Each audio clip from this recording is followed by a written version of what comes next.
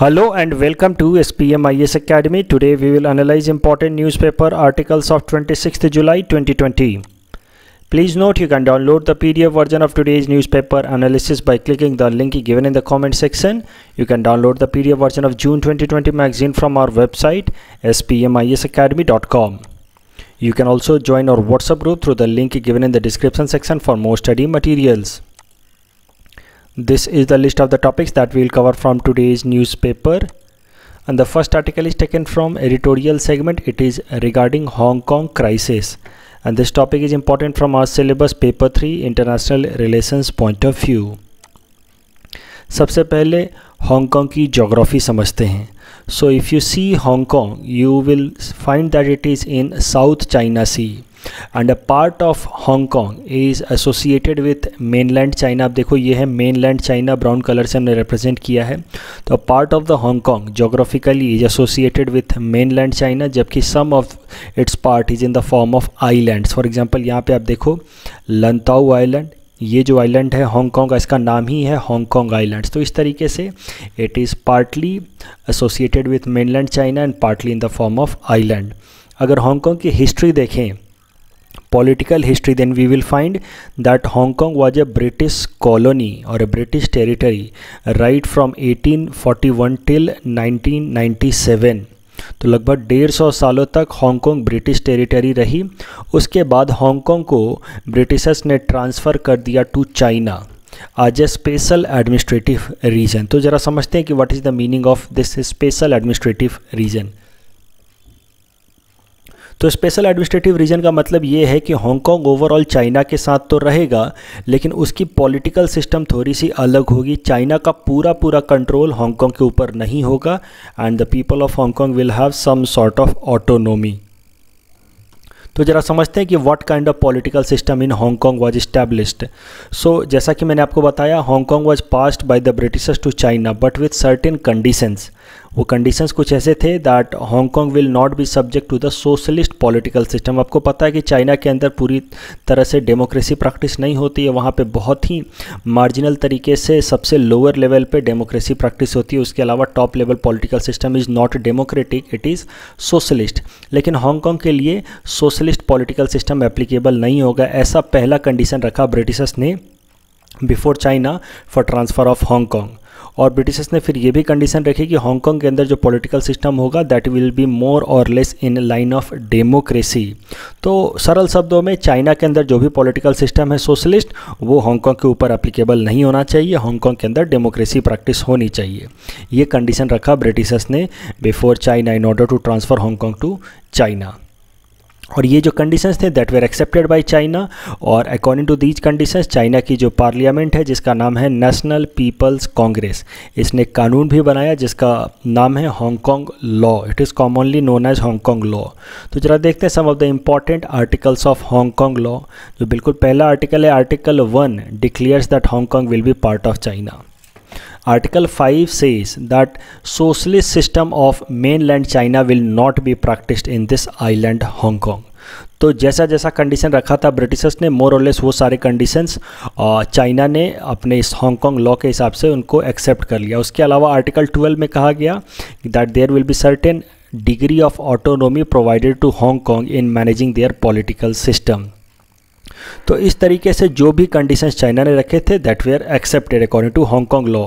और इस कारण से जो हांगकांग के अंदर का जो सिस्टम है उसको कहा जाता है one country two system. It is known as one country two system because Hong Kong and China is one country together. ऐसा नहीं है कि हांगकांग एक अलग कंट्री है. According to article 1 Hong Kong is part of China, लेकिन इनके अंदर का जो पॉलिटिकल सिस्टम है वो अलग अलग है. चाइना के अंदर जो पॉलिटिकल सिस्टम है दैट इज़ सोशलिस्ट मॉडल, जबकि हांगकांग के अंदर का जो पॉलिटिकल सिस्टम है that is democratic model. That is what is known as one country two system. अब ज़रा देखते हैं कि इस पूरे प्रोविज़न में किस तरह से चेंज आया है. ऑल सच प्रोविजंस जो कि हांगकांग के लिए बनाया गया था according to Hong Kong law that was peacefully continued till 2012. तो 2012 तक ये सिस्टम आराम से चल रहा था, वन कंट्री टू सिस्टम. लेकिन जब से शी जिनपिंग बने हैं चाइना के प्रेसिडेंट इन 2012, तब से हांगकांग के ओवरऑल ऑटोनोमी पे लगातार अटैक हो रहे हैं.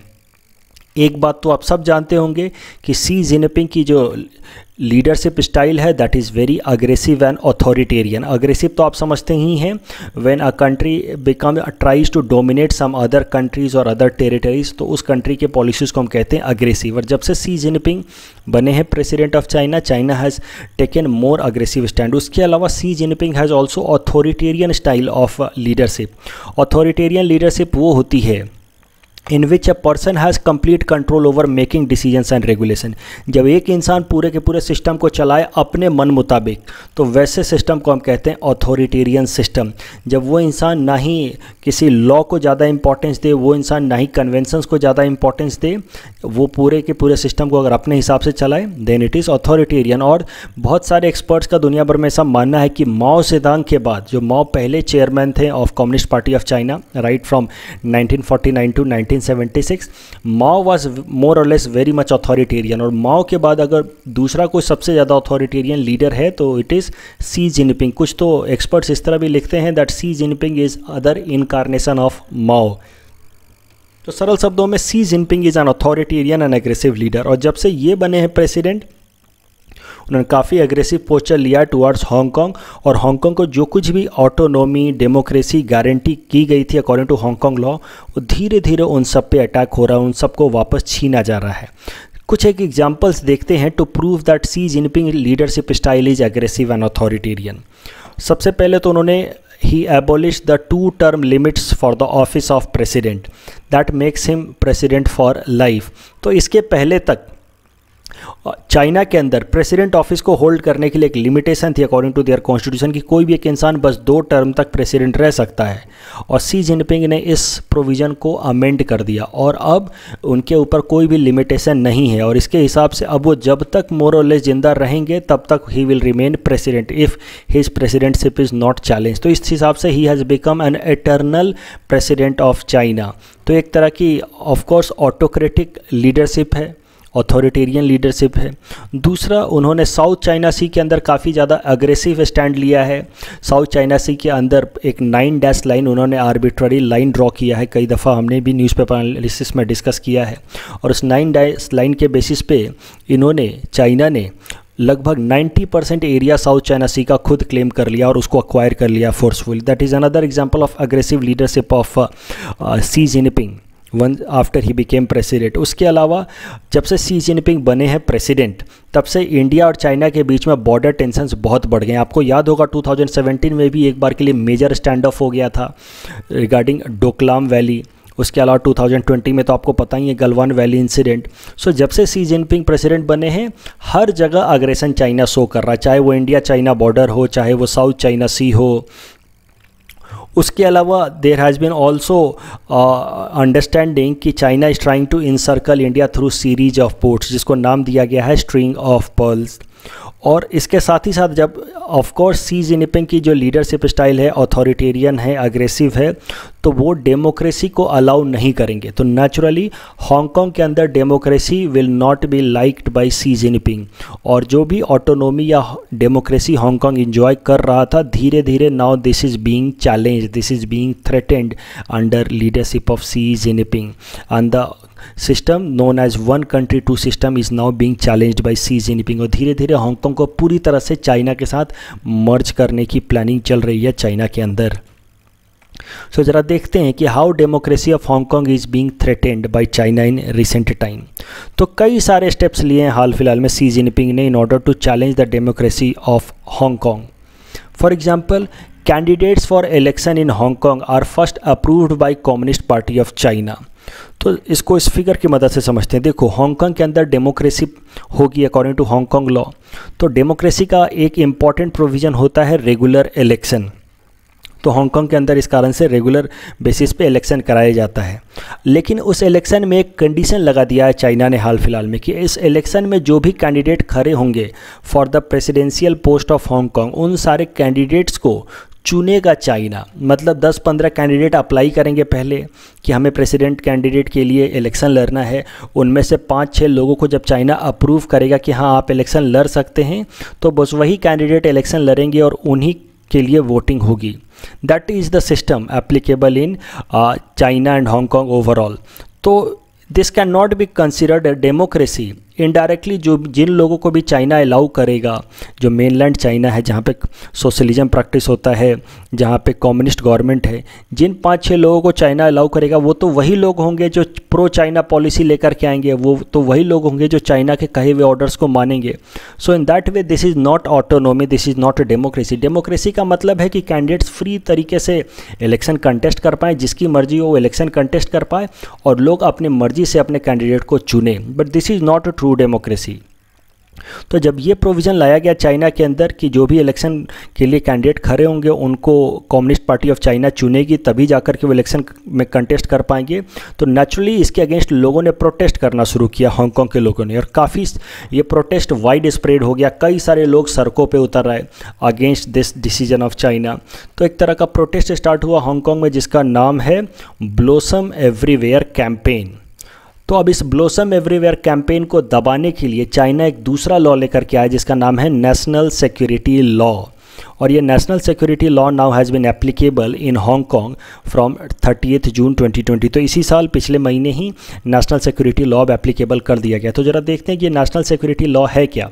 ये देखो, ये एक हमने इमेज आपके साथ शेयर की है of blossom everywhere campaign going on in Hong Kong.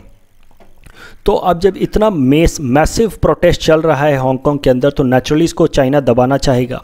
तो चाइना एक लॉ लेकर के आया है, national security law, and according to this law जो लोग भी प्रोटेस्ट कर रहे हैं they will be treated as terrorist, they will be treated as secessionist. जो देश को तोड़ना चाहते हैं और उनके खिलाफ कड़ी कार्रवाई की जाएगी। इनफैक्ट उनको कैपिटल पनिशमेंट भी दिया जा सकता है, और इनके खिलाफ जो भी केस किया जाएगा, जो भी इनका ट्रायल किया जाएगा, that will be conducted in main land China. तो मतलब इनको हांगकांग में कैप्चर किया जाएगा और उनको मेनलैंड चाइना के कोर्ट में डाला जाएगा, और कोर्ट में फिर इनको सज़ा दे करके मेनलैंड चाइना के जेल में डाला जाएगा। मतलब the judicial system of Hong Kong will not be applicable on these protesters. तो नेचुरली एक बात तो तय है कि चाइना इस नेशनल सिक्योरिटी लॉ की मदद से इन सारे प्रोटेस्टर्स को टारगेट करने की कोशिश कर रहा है, इनको डराने की कोशिश कर रहा है। तो this is an attack on democracy. Democracy के कुछ एक फीचर्स होते हैं जो आप भी जानते ही होंगे, regular election, free and fair election. तो China free and fair election तो होने नहीं दे रहा है हांगकांग में।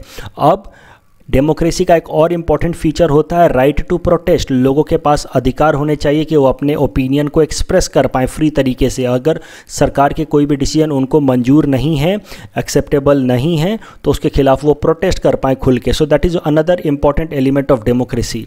तो this blossom everywhere protest is a kind of manifestation of democracy, और इसको सप्रेस करने के लिए चाइना इतना हार्श लॉ लेकर के आया है। So naturally this is considered as attack on democracy. Some countries of the world have called it murder of democracy. और दुनिया के जो मेजर कंट्रीज़ हैं जैसे यूएस, यूरोपियन यूनियन, ऑस्ट्रेलिया, उन सब ने चाइना को वार्न किया है कि अगर चाइना नेशनल सिक्योरिटी लॉ को इम्प्लीमेंट करता है और इन प्रोटेस्टर्स के अगेंस्ट हार्श पनिशमेंट लगाता है, तो ये सारे जो मेजर कंट्रीज़ हैं दुनिया के, वो चाइना के ऊपर अलग अलग तरह के सैंक्शंस लगा देंगे। लेकिन अगर इंडिया का रिस्पांस देखा जाए तो अभी भी इंडिया ने कोई भी फॉर्मल स्टेटमेंट चाइना के अगेंस्ट नहीं दिया है ऑन दिस हांगकांग प्रोटेस्ट। तो ज़रा समझते हैं कि आखिर इंडिया क्यों नहीं कोई भी डायरेक्ट स्टेटमेंट रिलीज करता against China on Hong Kong. Why does not India make any direct statement on Hong Kong? तो सबसे पहला कारण है कि India shares border with China, और हमारे बॉर्डर्स पे अभी भी डिस्प्यूट चल रहे हैं। तो हो सकता है कि अगर इंडिया चाइना के अगेंस्ट हांगकांग मैटर पे कोई फॉर्मल स्टेटमेंट रिलीज़ करे तो बॉर्डर टेंशंस और भी बढ़ जाएं। India naturally does not want that. दूसरा, if India makes any statement on Hong Kong there is good possibility that China will make similar statements on India regarding Kashmir. तो जिस तरह से हम हांगकांग की डेमोक्रेसी की बात करेंगे, अननेसेसरीली चाइना बात करेगा कि कश्मीर को भी इंडिपेंडेंट कराया जाए, वहाँ पे भी डेमोक्रेसी लाई जाए। वो हमारे ऊपर एलिगेशंस लगाएगा कि India is trying to suppress people of Kashmir. So we don't want China to interfere into our internal matters, and that is why we are taking a calibrated approach. The next article is taken from international segment. It is about Australia rejecting China's claim on South China Sea. This topic is again important from our syllabus paper 3 international relations point of view. सबसे पहले south China सी का location देखते हैं। पिछले article में भी हमने इसकी जिक्र की थी साउथ चाइना सी की। ये देखो, ये है चाइना, और यहाँ पे कहीं पे हमने आपको दिखाया था कि हांगकांग एक छोटा सा टेरिटरी है जो चाइना के मेनलैंड से भी एसोसिएटेड है। और इस साइड में है South China Sea. It shares border with so many countries like China, Taiwan, Vietnam, Philippines, Malaysia and Brunei. तो इन सारे कंट्रीज़ के साथ, इन 6 कंट्रीज़ के बीच में है साउथ चाइना सी। और साउथ चाइना सी के अंदर बहुत सारे छोटे छोटे सीरीज ऑफ आइलैंड्स हैं जिनको हम आर्कीपेलागोस कहते हैं। Series of islands, as you all must be knowing, are known as archipelagos. So this is more और less geography of South China Sea. कुछ एक इंपॉर्टेंट सीरीज ऑफ आइलैंड्स हैं जिनका नाम आपको ज़रूर याद रखना चाहिए। For example Spratly islands and Paracel islands. अब जरा समझते हैं कि हाल फिलहाल में चाइना ने किया क्या है। तो देखो पिछले 10-12 सालों में चाइना का, जैसे कि मैंने पिछले आर्टिकल में भी बताया, काफ़ी अग्रेसिव फॉरेन पॉलिसी मेकिंग हो गई है। तो साउथ चाइना सी को लेकर के भी चाइना ने काफ़ी अग्रेसिव फॉरेन पॉलिसी अपनाई है और चाइना ने एक आर्बिट्ररी 9 डैश लाइन ड्रॉ किया है साउथ चाइना सी के अंदर। आप देख सकते हैं कि ये 9 डैश इस तरह के आर्बिट्ररी उसके मैप के ऊपर ड्रॉ करके चाइना ने क्लेम कर दिया है कि ये पूरा का पूरा एरिया चाइना को बिलोंग करता है, साउथ चाइना सी। तो 90% of the area of South China Sea has been now forcefully और illegally acquired by China by drawing an arbitrary line known as 9 dash line। और इसने फिर इस एरिया में जो छोटे छोटे आइलैंड्स हैं, जैसे मैंने आपको पिछले स्लाइड्स में दिखाया, स्प्रैटले आइलैंड या पारासल आइलैंड, उन सब पे मिसाइल्स लगा दिए हैं, छोटे छोटे शॉर्ट रेंज के, लॉन्ग रेंज के मिसाइल। यहाँ पे नेवल बेस बना दिया है, आर्मी बेस बना लिया है। तो सरल शब्दों में चाइना ने इस पूरे एरिया को फोर्सफुल तरीके से एक्वायर कर लिया है और अपने कंट्रोल में लगा दिया है। उसके अलावा so many artificial islands have been created by China, coral reefs have been created, artificial reefs, in order to strengthen its claim over South China Sea. और पूरा का पूरा ये जो साउथ चाइना सी पार्ट है, it has been now under control of China. कुछ एक islands जो डिस्प्यूटेड भी हैं, फॉर एग्जांपल आप देखो ये है स्प्रैटले आइलैंड। अब ये Spratly island is now being disputed between China, Taiwan, Malaysia, Philippines and Vietnam. तो देखो चाइना के एक्वायर करने से पहले ये जो स्प्रैटले आइलैंड्स हैं, कुछ एक इसमें के आइलैंड बिलोंग करते थे ताइवान को, कुछ बिलोंग करते थे मलेशिया को, फिलीपींस को, वियतनाम को। तो ये इतने सारे आइलैंड्स हैं, some of them belong to these 4 different countries. और चाइना ने एकाएक से 9 डैश लाइन ड्रॉ करके पूरा का पूरा स्प्रैटले आइलैंड बोला कि वो चाइना को बिलोंग करता है। वैसे ही Paracel island was under control of Vietnam. China ने 9 डैश लाइन ड्रॉ करके पूरा का पूरा पारासल आइलैंड पे अपना क्लेम डिक्लेयर कर दिया।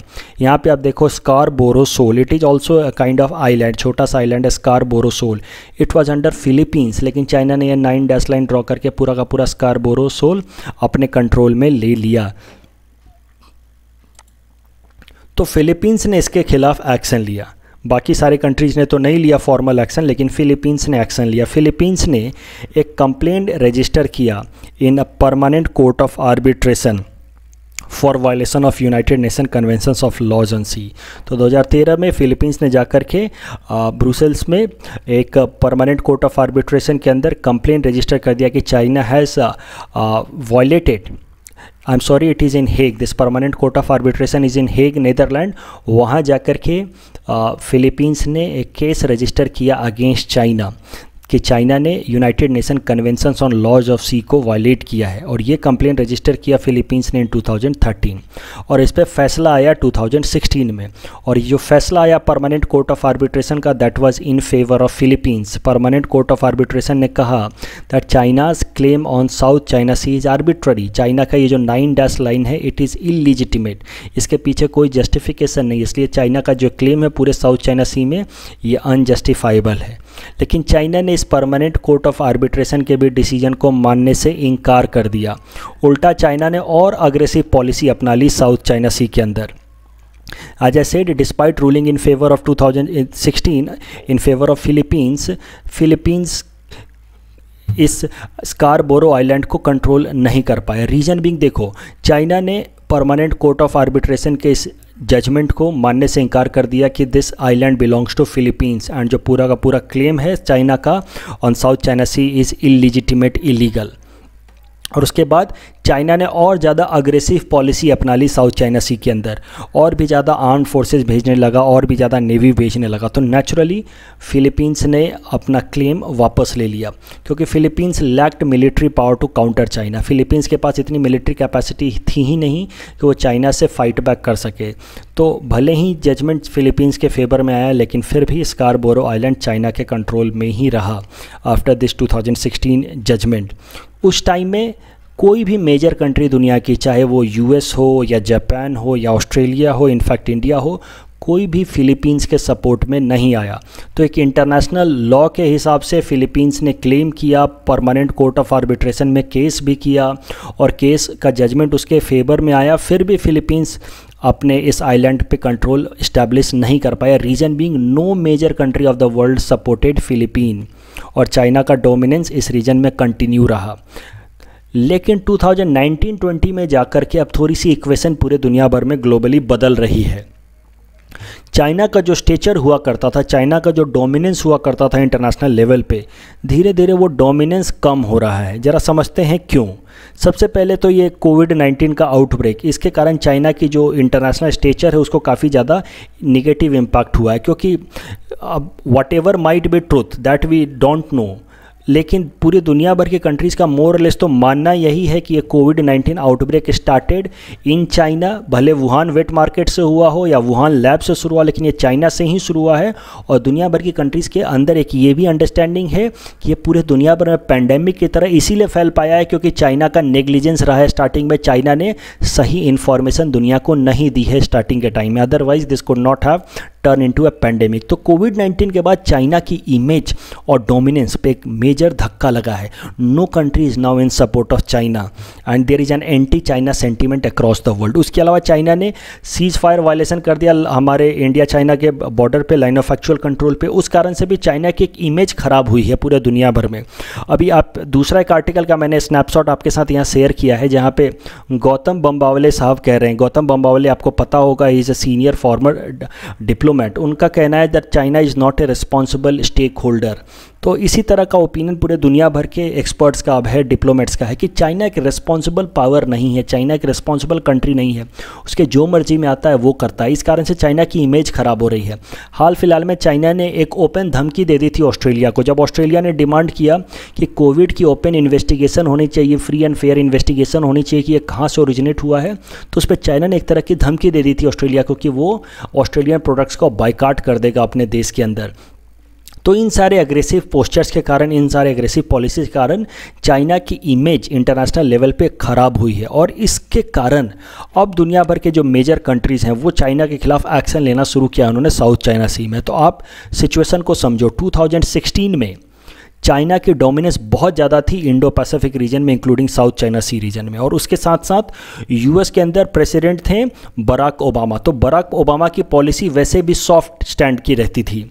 उसके बाद हुआ क्या है कि 2019-20 तक चाइना की डोमिनेंस भी कम हुई है, उसका इमेज भी ख़राब हुआ, पूरे दुनिया भर में एंटी चाइना सेंटीमेंट भी हो गए हैं। तो एक बार के लिए पूरी दुनिया एंटी चाइना हो रही है। और दूसरे तरफ यूएस के अंदर प्रेसिडेंट हैं डोनाल्ड ट्रंप, और डोनाल्ड ट्रंप वैसे ही सी जिनपिंग की तरह अग्रेसिव पॉलिसी लेते हैं। He is quite opposite of Barack Obama. तो बराक ओबामा जितना ही सॉफ्ट स्टैंड लेते थे, डोनाल्ड ट्रंप उतना ही हार्ड स्टैंड लेते हैं। तो अब ये मौका डोनाल्ड ट्रंप को सही लगता है in order to suppress China in South China Sea itself. तो अब दुनिया की जो मेजर कंट्री हैं जैसे यूएस, जापान और अब ऑस्ट्रेलिया, इन सारे कंट्रीज़ ने फिलीपींस को सपोर्ट करना शुरू किया। 2016 में तो किसी ने भी नहीं किया जब उसके फेवर में ये जजमेंट आया था परमानेंट कोर्ट ऑफ आर्बिट्रेशन का। लेकिन अब दुनिया भर की कंट्रीज़ हैं, पहले तो यूएस ने सपोर्ट किया, यूएस ने अपनी नेवी भेजी in South China Sea to counter the claim of China. अब ये जो न्यूज़ आर्टिकल है वो यही कह रहा है कि Australia has rejected China's claim in South China Sea. अगर इंडिया का अप्रोच देखें साउथ चाइना सी के अंदर तो हमें फिर भी दिखेगा कि India has a calibrated approach.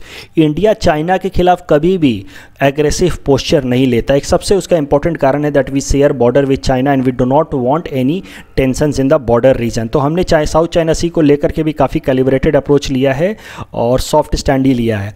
हमारा जो फॉर्मल स्टेटमेंट भारत सरकार ने रिलीज़ किया regarding South China Sea, that is that South China Sea is for all. तो इनडायरेक्टली ये चाइना के ऊपर ही कमेंट है कि साउथ चाइना सी किसी एक कंट्री को बिलोंग नहीं करता है, बट फिर भी हमने चाइना का डायरेक्ट नाम लेना अवॉइड किया है। सो इन दिस वे बाकी तो दुनिया की मेजर कंट्री चाहे ऑस्ट्रेलिया हो, यूएस हो, वो अग्रेसिव पोस्चर ले रहे हैं अगेंस्ट चाइना डायरेक्टली, लेकिन अभी भी इंडिया एक मिडिल पाथ अपना रहा है। The next article is taken from National segment. It is about IS terrorists present in Kerala, Karnataka according to UN report. And this topic is important from our syllabus paper for internal security point of view.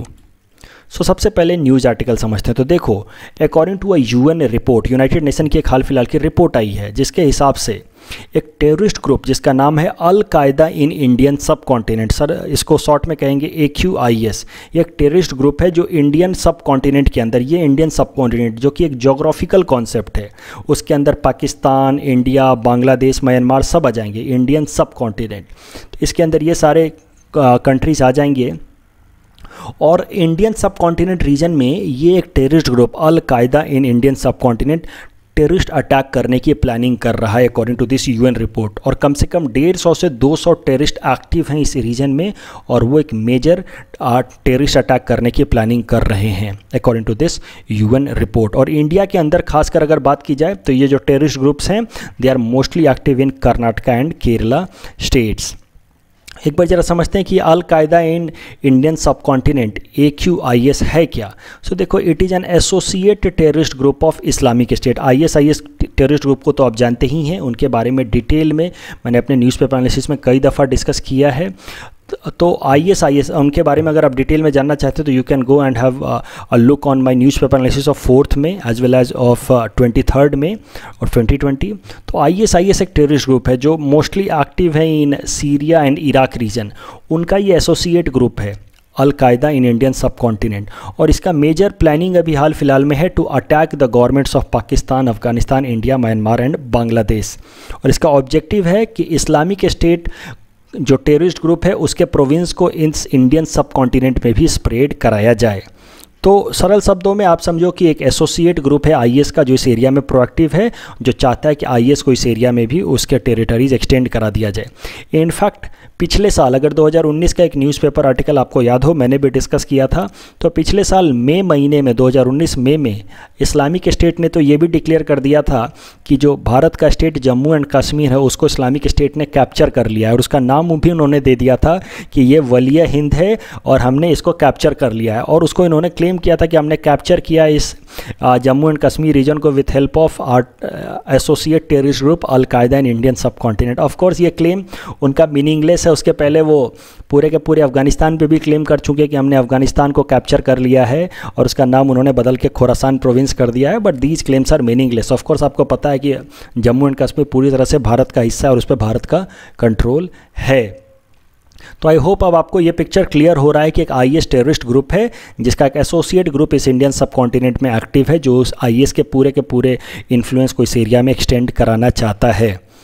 अब एक बार IS के system को अगर हमें समझना है, उनके provincial system को समझना है, तो हमें समझना होगा उनके खलीफेट सिस्टम को। देखो, जैसा कि मैंने आपको बताया कि हाल फिलहाल में तो IS खाली इस एरिया में एक्टिव है, जो सीरिया और इराक वाला रीजन है जहाँ रेड कलर से हमने दिखाया, खाली IS इसी एरिया में एक्टिव है। लेकिन IS की जो ओवरऑल प्लानिंग है कि वो पूरे दुनिया में एक खलीफेट सिस्टम बनाना चाहते हैं। खलीफेट सिस्टम मतलब एक वो एरिया जहाँ पे मुस्लिम लोग रहते हैं, उन सारे एरियाज़ को वो अपने पॉलिटिकल कंट्रोल में लाना चाहते हैं।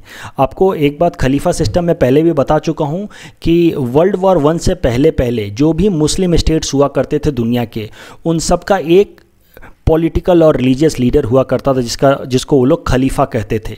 और ये जितने भी मुस्लिम टेरिटरीज थे उन सबको मिला करके एक स्टेट माना जाता था खलीफेट, जो अलग अलग लोग उनके बिहाफ पे, खलीफा के बिहाफ पे रूल करते थे। फॉर एग्जांपल इंडिया के अंदर भी मुग़ल बादशाह रूल करते थे, मुग़ल एम्पायर्स रूल करते थे, but Mughal empires they are not sovereign, they ruled in the name of खलीफा जिसकी ऑफिस या सीट इसी एरिया में हुआ करती थी, टर्की एरिया में हुआ करती थी। तो ये था खलीफा सिस्टम, लेकिन ये खलीफा सिस्टम ख़त्म हो गया। It came to an end after World War 1। पहले भी मैं बता चुका हूँ, after treaty of Sevres when Turkey was defeated in World War 1 then caliphate system was abolished. आप खलीफेट सिस्टम को जोड़ के देख सकते हैं विथ खिलाफत मूवमेंट इन इंडिया। जब टर्की को डिफीट करा दिया गया था इन वर्ल्ड वॉर वन, एंड उसके बाद जब ट्रीटी ऑफ सेवरेज की मदद से टर्की को डिसमेंबर किया जा रहा था, मतलब अलग अलग टेरिटरीज़ में तोड़ा जा रहा था और खलीफेट सिस्टम को ख़त्म किया गया था, तो उसके खिलाफ इंडिया के कुछ मुस्लिम ग्रुप्स ने, जिसको पैन इस्लामिक मूवमेंट कहते हैं, उन्होंने प्रोटेस्ट किया था और उसका नाम था खिलाफत movement, and that associated with non cooperation movement started by Indian national Congress, और मिलाकर के इनका नाम हो गया था खिलाफत नॉन कोऑपरेशन मूवमेंट इन 1919। तो मोर और less again come back to this issue कि there was a caliphate before world war one rule by a खलीफा। और ये जो ISIS के टेररिस्ट्स हैं, इनका पहले जो इनकी राइज हुई है वो 2011-12 के आसपास हुई है आफ्टर अरब स्प्रिंग। तो उसका एक टेररिस्ट ग्रुप था, टेररिस्ट लीडर था अबू बकर अल बगदादी। उसने अपने आप को वापस से खलीफा डिक्लेयर कर दिया और उसने कहा, एक फॉर्मल डिक्लेरेशन किया कि आज से this will be caliphate of this Abu Bakr al Baghdadi. तो अबू बकर अल बगदादी ने अपने आप को खलीफा बना दिया और उसने अब जो एरिया ISIS टेररिस्ट ग्रुप्स के कंट्रोल में था उसको उसने अपना खलीफेट डिक्लेयर कर दिया, और उसने एक फ्यूचर प्लान ड्रॉ किया, एक विजन ड्रॉ किया कि दुनिया के जितने भी एरियाज हैं जहाँ पे मुस्लिम लोग रहते हैं उनको वापस से जोड़ा जाएगा और एक लार्जर खलीफेट सिस्टम बनाया जाएगा, जैसे पहले ज़माने में हुआ करता था बिफोर वर्ल्ड वॉर वन। और इस कारण से उसने एक लार्जर प्लान बनाया under this ISIS terrorist group कि इंडिया के अंदर भी जहाँ जहाँ पे लार्जर ग्रुप में मुस्लिम्स रहते हैं, for example Jammu and Kashmir area या इंडियन सब कॉन्टिनेंट में पाकिस्तान, अफ़गानिस्तान, बांग्लादेश, उन सारे एरियाज़ को जोड़ करके एक लार्जर खलीफेट सिस्टम बनाया जाएगा। और इसी ये आप देख सकते हैं, it is the larger diagram और the vision drawn by ISIS terrorist group of caliphate कि ये सारे प्रोविंस हमें फ्यूचर में बिलोंग करेंगे। देखो अभी तो उनकी टेरिटरी बस इस एरिया में थोड़ी सी लिमिटेड है, सीरिया और इराक के बॉर्डर रीजन में उनकी टेरिटरी लिमिटेड है, लेकिन उनका फ्यूचर प्लान ये है कि जहाँ जहाँ पे भी मुस्लिम मेजॉरिटी पॉपुलेशन, उन सारे एरियाज़ को एक साथ मिला करके एक खलीफा सिस्टम बनाया जाएगा, खलीफेट सिस्टम, जिसका एक लीडर होगा और वो होगा, कहा जाएगा खलीफा, एंड दैट खलीफा will be leader of ISIS terrorist group as well. तो इसी प्रोविज़न को फॉलो करते हुए पिछले साल इस ISIS टेररिस्ट ग्रुप ने हमारे स्टेट जम्मू एंड कश्मीर के ऊपर क्लेम कर दिया। उन्होंने कहा कि जम्मू एंड कश्मीर को ISIS ने कैप्चर कर लिया है पूरी तरह से, and now it is 20th province of ISIS group, जिसका उन्होंने नाम भी दे दिया वलिय हिंद।